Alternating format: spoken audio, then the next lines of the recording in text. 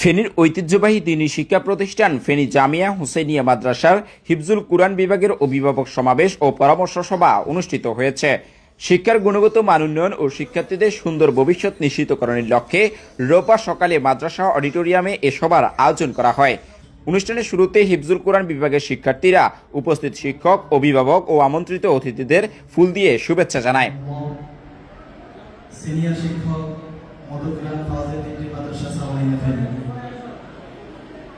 হিফজ বিভাগের প্রধান হাফেজ ইব্রাহিম খলিলের সঞ্চালনায় অনুষ্ঠানে প্রধান অতিথি হিসেবে বক্তব্য রাখেন জামিয়া হুসাইনিয়া মাদ্রাসা সিনিয়র মুহাদ্দিস মাওলানা আবুল কাসেম।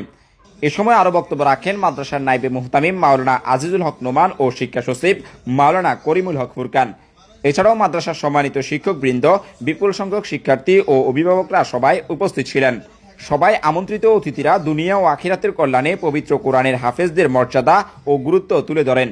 একই সাথে মানসম্মত দ্বীনী শিক্ষাদানে ঢাকা চট্টগ্রাম মহাসড়কের ফেনীর মহিপালে অবস্থিত এই প্রতিষ্ঠানটির দীর্ঘদিনের সুনাম ও সফলতার কথা আলোচনা করা হয়। এ সময় বক্তারা বলেন, দক্ষ শিক্ষক মণ্ডলীর নিবিড় তত্ত্বাবধান এবং সুন্দর ও সুশৃঙ্খল পরিবেশের কারণে ফেনীতে পবিত্র কোরআনের হাফেজ তৈরির ক্ষেত্রে প্রতিষ্ঠানটি অনন্য দৃষ্টান্ত স্থাপন করেছে। যারা তাদের সন্তানকে সঠিক ও ভালো মানের একজন হাফেজ হিসেবে গড়ে তুলতে চান, তাদের জন্য ঢাকা চট্টগ্রাম মহাসড়কের মহিফালে অবস্থিত ফেনী জামিয়া হুসাইনিয়া মাদ্রাসা হতে পারে একটি অত্যন্ত নির্ভরযোগ্য ও আদর্শ প্রতিষ্ঠান।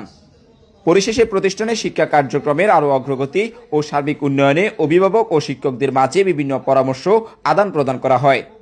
বাড়িঘরে সন্তানরা গেলে যেন ইসলামী তাহাজিব তামাদ্দুনের অনুকূল পরিবেশে তাদেরকে রাখতে চেষ্টা করব।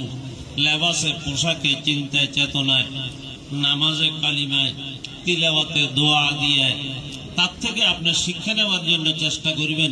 ঘুম থেকে উঠতে গেলে তারা জিজ্ঞাসা করবেন, বাবা ঘুম থেকে উঠলে কোন দোয়াটা পড়লে? ঘুমাইতেছে বাবা কোন দোয়া পড়ে ঘুমাইতে আসে?